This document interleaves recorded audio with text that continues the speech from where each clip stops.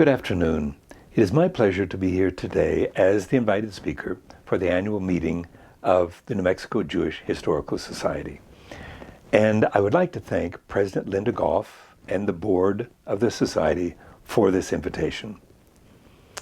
For many years, I've been a member of the Society, a board member, program director, and a recipient of the Hearst Award, for which I'm most appreciative. It's a pleasure for me to be here now giving this talk and looking at the particular Jewish history that connects cities that seemingly are so different from Casablanca, a Moroccan Muslim city in the Arab world, and Santa Fe, an American southwestern city, English-speaking in a predominantly Catholic world. New Mexico Jewish history includes a strand of a Jewish identity that does not exist in most other Jewish communities.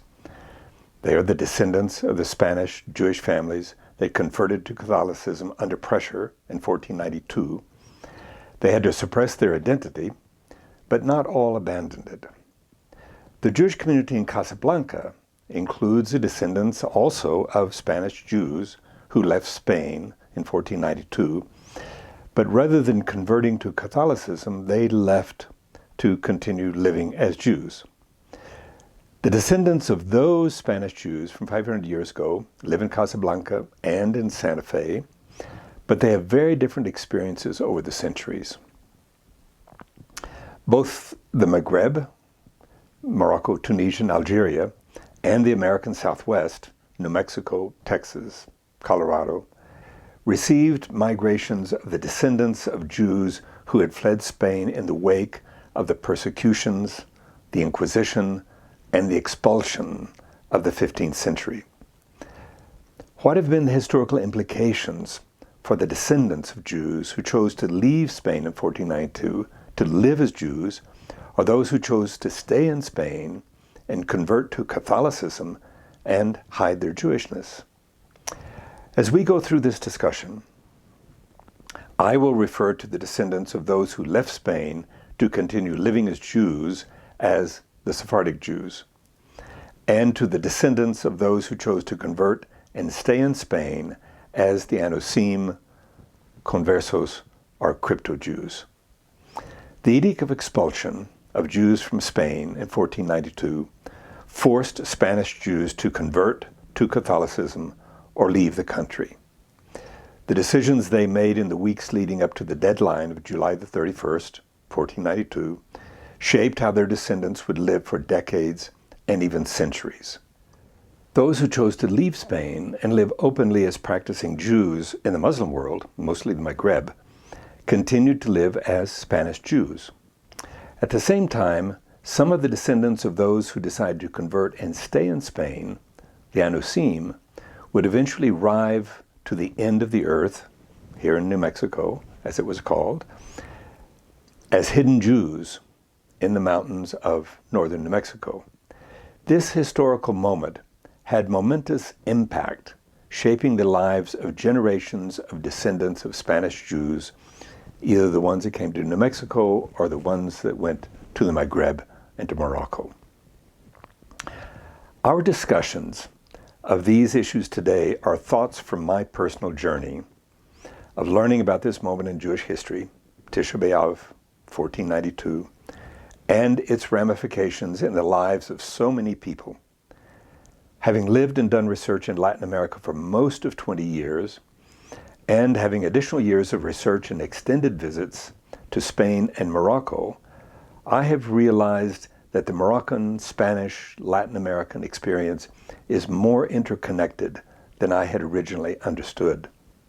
Spanish Jews have long lived crossing the borders between Spain and Morocco, and for almost 800 years under Muslim rule, it was one kingdom, Spain and Morocco.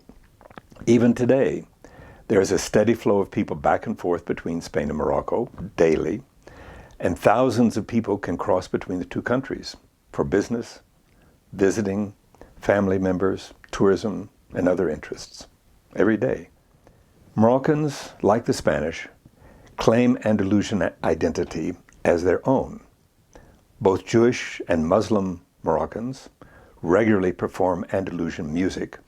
The Andalusian corridor is alive and active today with Jewish, Muslim, and Christian collaborations and exchanges.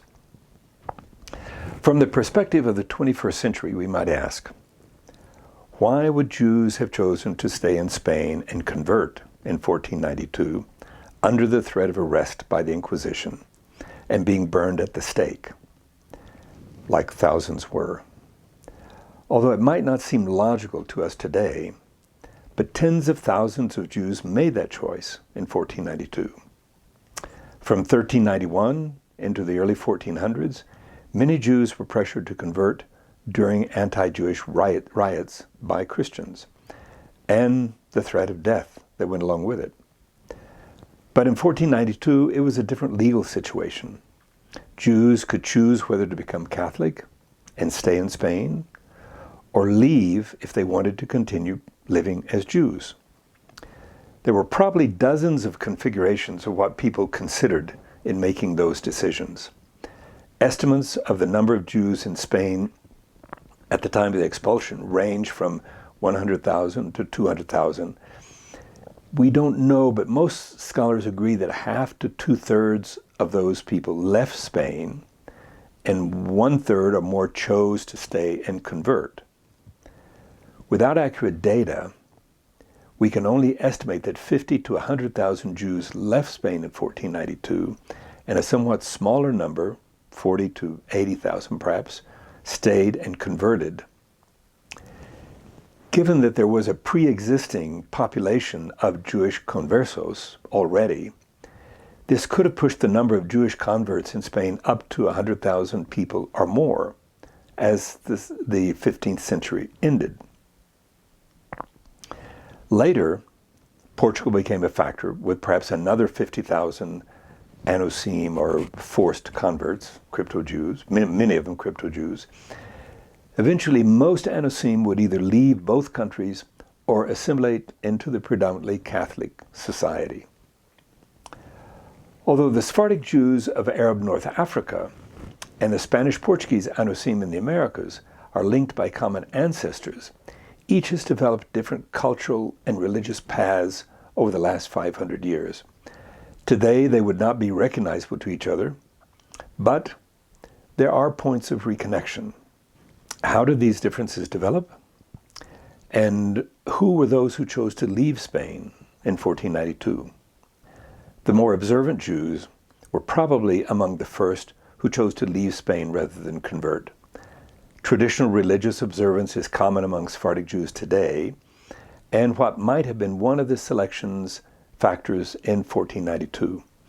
Among Sephardic Jews today, it is common for men to attend Shacharit, Minha, and Mariv prayer services daily. The synagogue is like a men's club, where you meet friends multiple times a day, exchange news and information about business, about the community. You have close bonds of friendship and even business with your prayer partners. Were those who left more identified with the tradition of being Jewish, the holidays, the foods, the stories, the bonds of family and community? What was it? Of those who left Spain in the century of oppression and expulsion, before 1492, the period between 1391 and 1492, a period of riots and control of the Jewish population, some of those leaving during that time period migrated northward to join Jewish communities in the Rhineland and later Poland. Some migrated eastward into Italy and the Ottoman Empire. And a large number went southward into the Maghreb. From Tangier to Fez, Tunis and Algiers, major Spanish-speaking populations formed, Jewish populations, formed in the late 1400s and early 1500s. The local pre-existing Jewish communities called them Megorashim, the newcomers. In Morocco, Sephardic Jews settled mostly in the cities of the north, Tangier, Tetuan, Asila, and as far south as Fez, the city where Maimonides' family had migrated years before. I've had contact with this region of Spanish-speaking Jewish families for the last 25 years, a time during which it was still very active and vibrant. Today, most Sephardic Jews have migrated to Casablanca, the largest city in Morocco, which has the largest and most vibrant Jewish population. Many families proudly identify with having been in Morocco since the time of the expulsion 500 years ago, and many other families trace their descent from Spain at that time period. Their language, culture, genealogies, and DNA link them clearly to Spain. Their last names are Asencot, Pinto, Garzón, Cohen, Bentolila, Toledano, Bengualid, and other such names. These are the Western Sephardim, who formed openly Jewish communities in the Maghreb and in the south. They also went to the Netherlands in the north. For a century, from the mid-1500s to the mid-1600s, Anusim from Portugal continued migrating to both regions as they returned to living openly as Jews. The Western Sephardim are the people who tended to migrate to the Americas in the 1500s and early 1600s. They are to be distinguished from the Eastern Sephardim, who formed communities in the Ottoman Empire, from Turkey to Israel, the Balkans, and Greece. The Eastern Sephardim have tended to migrate to the Americas only in the last 100 years or so, and they have formed communities in Seattle, Mexico City, and other Latin American countries. In 1948, there were hundreds of thousands of Jews in the Maghreb, with most in Morocco. In Turkey, there were another 100,000 Sephardic Jews. There had been a large Sephardic population in Greece and the Balkans, but 80% of that population was killed in the Holocaust, the highest percentage of any area. Now most Sephardic Jews live in Israel or Latin America, with a few in the United States. Most come from the backgrounds in the Muslim world, and they have common ties to religious liturgy and culture with Arab Jews, the Mizrahi. The lives of the Sephardim of Casablanca today are intertwined with Muslim society in which they live. In a synagogue in Casablanca, you can hear Hebrew, French, Arabic, Amazigh, the Berber language, Judeo-Spanish, Judeo-Arabic. The Judeo-Spanish dialect of the Sephardic Jews in Morocco is called Hakatiya. This is in contrast to the Judeo-Spanish dialect developed by the Sephardic Jews in Turkey, which is called Ladino, and it is slightly different. In Casablanca, Jewish families had to live in neighborhoods within walking distance of the synagogue for Shabbat. Most families live in multi-story apartment buildings like in New York. Some of those buildings are largely Jewish. One that is near the synagogue that we attend is called the kibbutz. And most of the people who live in the building are of one multi-generational Jewish extended family. Each nuclear family has its own apartment, which are ample in size. They visit each other daily. They tend to work together, and many co-own businesses. They share Shabbat meals and walk to synagogue in family groups.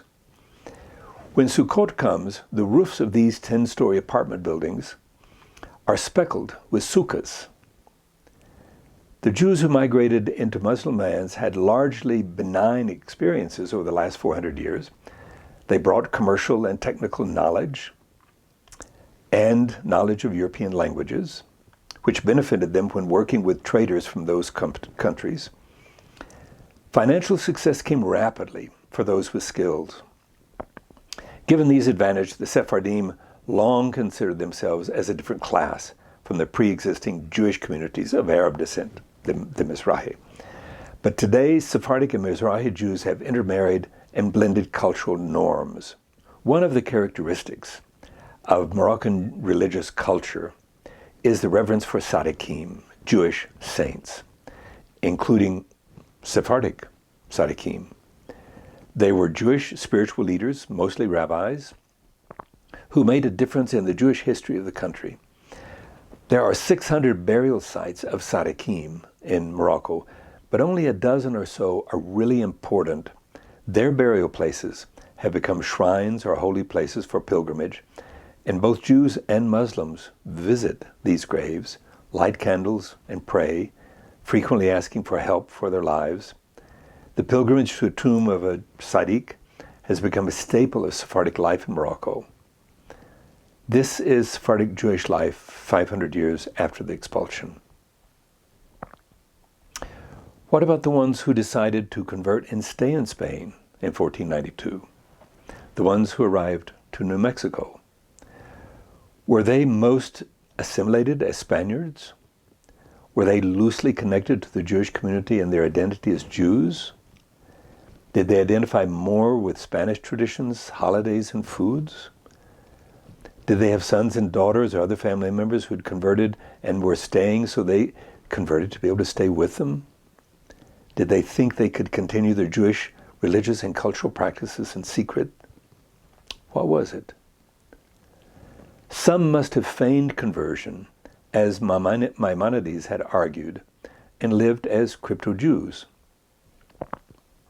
As the reality of life in Spain under the Inquisition became more apparent in the 1500s, tens of thousands of crypto-Jews left Spain to reclaim their lives as Jews in the Netherlands, the Maghreb, the Ottoman Empire, Poland, and some of them came to the Americas to continue living as crypto-Jews, but to have greater security. By the late 1500s and early 1600s, a remnant of crypto-Jews were left in Portugal, and they continued to migrate to Amsterdam and Morocco. Others persevered in their attempt to find a niche within the Spanish or Portuguese worlds where they could live with their background of being descendants of Jews. For some, not leaving Spain in 1492 might have been inertia or the fear of leaving what was familiar to them.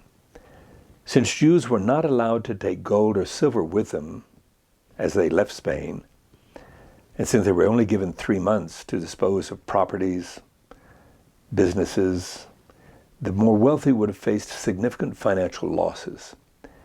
Did they convert to protect property and businesses and avoid catastrophic economic losses? Some Jews might have thought that the expulsion would be short-term, as it had been in France, thinking they could convert and wait it out until Jews were allowed back in the country. Many of them, like Jews in Germany in the 1930s, must have miscalculated or misunderstood what was about to come. Did the more pessimistic leave because they thought the worst could happen, and the more optimistic stay because they never believed it could get as bad as it did?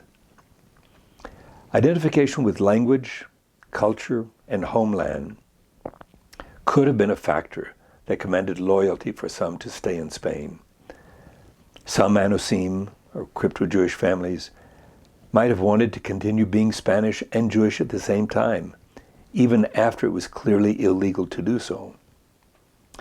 Of the Jews who chose to stay and convert, how many truly became Catholics and assimilated, and how many feigned conversion and continued being crypto-Jews? How many crypto-Jews were there in Spain and Portugal and then later in the Americas? Since they could not form openly Jewish communities or openly speak Hebrew or the Judeo-Spanish dialects, their language and religious practices had to assimilate to the dominant Catholic society. The Jewish practices that they could preserve were those of domestic Judaism, hidden within the family. The Anusim built lives around hiding or camouflaging their Jewish identity and practices as they assimilated into the dominant society of Catholicism around them. Hebrew would have been lost within 3 or 4 generations, some 60 to 70, 80 years. And with that, the prayers and songs that had marked Spanish Jewish life would have been lost. Religious rituals and holidays were synthesized with Catholic practices. Purim morphed into the fast of Esther, and Moses was Catholicized as Saint Moses. Some Anusim families kept a semblance of kashrut by not eating pork. Some continued to slaughter animals kosher style. Lighting candles on Friday night would be done with either Catholic prayers or family prayers said in Spanish. Some Anusim have a vision of a utopian Sephardic imaginada, of what a beautiful Spain and Jewish life in Spain might have been. It was the imagined past of Jewish life in Spain and Portugal. The ideal of convivencia, or peaceful living together, and a golden age for Jews, harks back to the Arab period in Spain, when Jews spoke Arabic and lived and prospered in coexistence with Muslims. Erroneously, some descendants of Anusim think of the idealized Sepharad as Spanish-speaking Spain, to which their DNA and genealogies can be traced. But that was Catholic Spain, which was not a golden age for Jews. The Catholic era was a time of persecution of Jews, in which 100,000 Jews could be killed in a single year of attacks on Jewish communities. It was Catholic Spain in which hundreds of thousands of Jews were forced to convert or forced into exile, and other thousands were tortured and burned at the stake for Judaizing. This idealization of Spain as the Spanish-speaking Catholic era does not conform with historical reality. Is the Sepharad imaginada, the imagined Spain of dreams, a fiction? Even today, Spanish culture is deeply rooted in Catholicism, and in my experience, being in the country many times, anti-Semitism comes to the surface all too quickly. A Pew Research survey found that anti-Semitism in Spain today and in Latin American countries is among the highest in the Western world, 3 to 4 times that of the United States. In spite of this seeming contradiction of being Jewish and Spanish, the movement of return to Judaism today across Latin America and the American Southwest tends to focus on the Spanish heritage. The laws of return enacted in recent years in both Spain and Portugal, which allowed Jewish families that were persecuted and expelled from Spain to return and claim citizenship. Language and culture link the descendants of Anusim, crypto-Jews, to Spain and Portugal as homelands. In contrast, the Sephardic Jews of Morocco might look at Spain or Portugal for economic opportunities, but not as a homeland. That's Israel. Although descendants of Anusim have had a unique experience of hidden identities, communities, and practices for over 500 years, the Spanish Jewish life to which they trace their ancestry vanished long ago. Jewish Sepharad exists today only in tourism, literature, and the imagined past. The Jewish communities that have been rebuilt in Spain over the last century have been Spanish-speaking Ashkenazi Jews in Barcelona and Moroccan Jews investing in properties along the southern coast of Malaga. In Madrid, it's a mixture of those groups. Although there is a chasm of cultural and linguistic differences between the descendants of Sephardic Jews and the descendants of Anusim today, after 500 years and 25 generations of different lifestyles, there is a major movement now to find the path beyond those differences by thousands upon thousands of Spanish-speaking people from Latin America and the American Southwest, people who are exploring the meaning of being descendants of Spanish Jews. The Anusim in the Americas and the Sephardic Jews in Arab lands have developed radically different cultures, even though they started from common ancestors. The descendants of Sephardic Jews today live mostly in Israel and Latin America, and they are more adapted to the Arab-Israeli backgrounds. The descendants of Anusim, or the crypto-Jews from the American Southwest to Brazil, have Spanish and Portuguese-speaking identities based on centuries of coexistence in Catholic societies. The descendants of Anusim in the Jewish identity movement today are looking for the path back to open identity as Jews, After 500 years of separation, Sephardic Jews and Anusim are not culturally or religiously recognizable to each other. But there is a Jewish path, however unique it might be. We are in a historical moment when isolated communities with Jewish identity from around the world are reclaiming and exploring the path of return to Judaism, from Ethiopians to the B'nai Menashe in India and the descendants of the Anusim in the Americas. It is a time when we have growing awareness of the cultural and religious diversity among people who identify as Jews. In the United States, we have had a predominantly Ashkenazi experience and perceive the Jewishness of a person through that lens. In contrast, Sephardi and Mizrahi Jews are skeptical of the Jewishness of American Jews. They ask, how can you be truly Jewish if you do not keep kosher and observe Shabbat? Their experience of Judaism is seamlessly interwoven with their daily lives, praying in the synagogue and observing religious rituals at home. They see their Judaism as traditional Judaism that is more historically correct. In this plethora of Jewish paths, the Anusim of New Mexico have inherited 500 years of experience that they might not have chosen themselves. It is 500 years that have led to completely different lifestyles and religious paths from those who left Spain in 1492. The descendants of Anusim have a unique trajectory that does not include the religious and cultural practices of their cousins, the Sephardic Jews. How do they reconnect to Jewish identity today? What decisions will they make, and how will those decisions affect their descendants, just as the decisions of their ancestors so long ago affected them? The descendants of Anusim are a critical piece of the puzzle of Jewish life and history in New Mexico. I want to thank those who have placed the building blocks of information to understand how this history occurred. Stanley Hordes, David Gidlitz, Tomas Atencio, Gerald Gonzalez, Isabel Medina Sandoval, Roger Martinez Davila, and so many other scholars have done the research on the history and finding the basic information. The New Mexico Jewish Historical Society has been a part of that process, and I look forward to the future research, books, exhibitions, and films that will continue to clarify this history.